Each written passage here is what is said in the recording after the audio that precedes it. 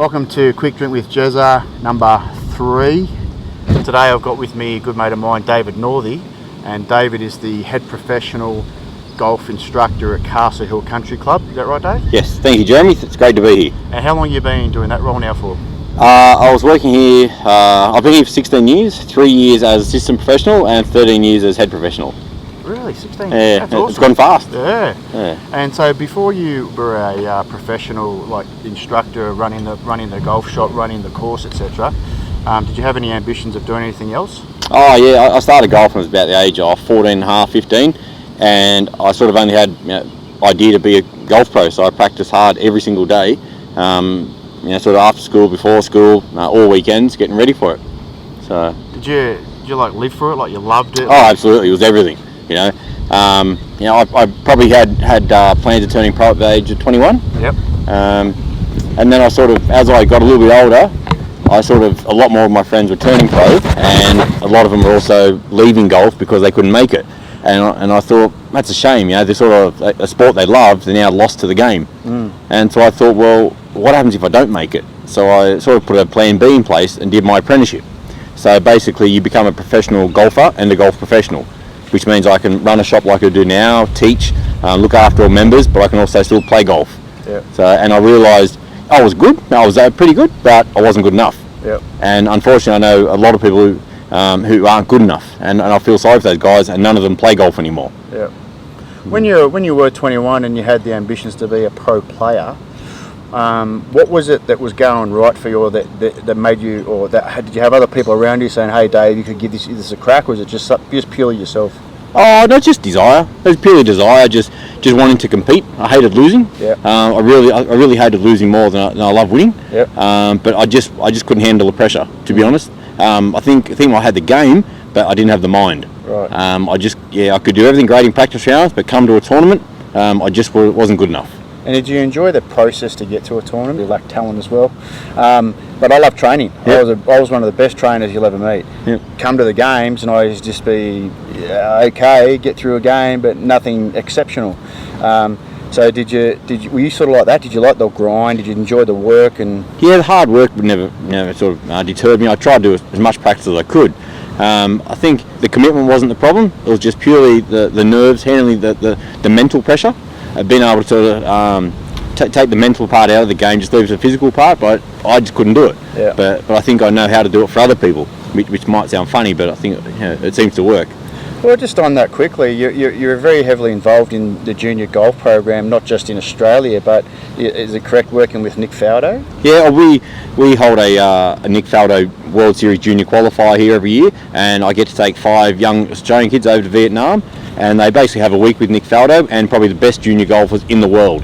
And it's funny because the kids in Australia, they are good golfers and they believe they're good, but when they go overseas and they see kids who literally live and breathe golf because it's their only chance of making something in life, because possibly a poor background, and then just next level, and it's eye-opening to see for our kids. I've always thought that was a difference when you see, the difference between really committed athletes and those who are good, is the fact that some people just come from a spot of desperation. Yep. I know for some of my background over in England, you may make it as a pro footballer, but your alternative is maybe being a garbage man or a postman or something. Whereas here, you live in a great country with lots of options. Do you think that it's hard to communicate to kids, hey, or to a young adult at that stage, this isn't right for you, mate, or to a young girl, you might need to start thinking in a different direction? Well, yes, I agree with that. Unfortunately, some people may not. I believe you need to have a plan A and plan B. Some people say if you have a plan B, plan A is never going to work, because you say you're not fully committed. But if you look at the percentage chance of actually making it to the elite level, money-paying level of any sport, it'd be very minute. And I think you'd be crazy not to have a plan B.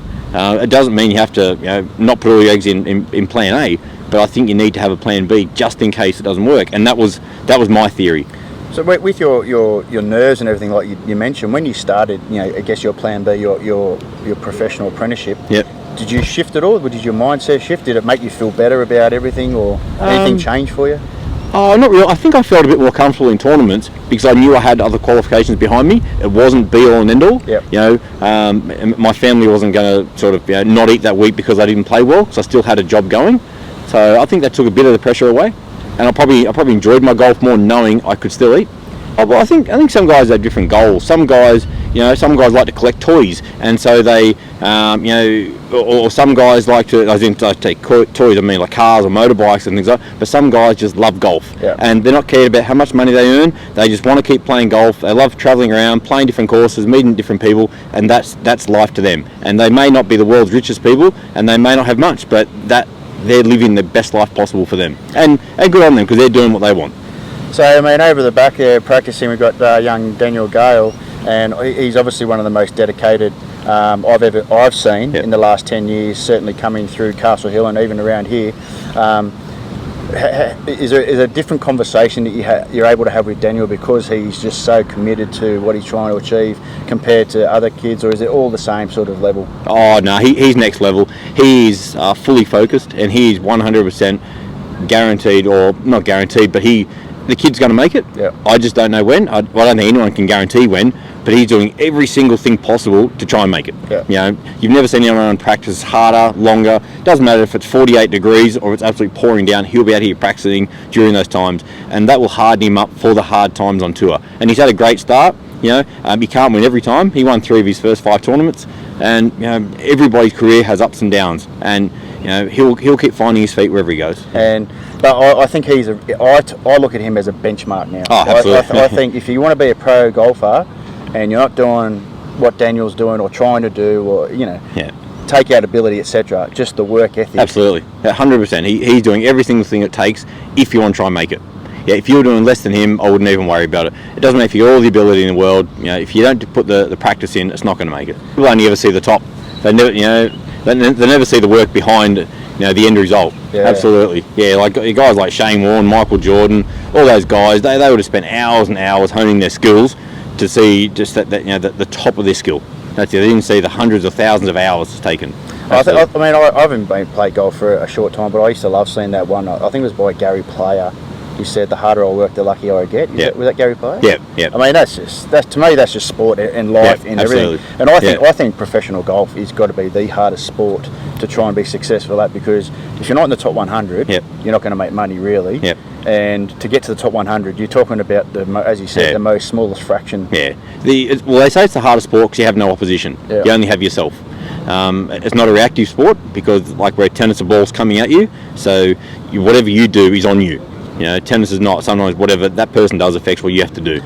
Golf's a stationary sport, essentially. The ball's sitting there. It's just up to you to hit it correctly. And I think also the frustrations that go with it come from the fact that nothing really might change week to week, Absolutely. but the results can. Absolutely. And that can just be the hardest. Is there a way which you talk to, say, 14, 15-year-old kids today and address those types of ups and downs?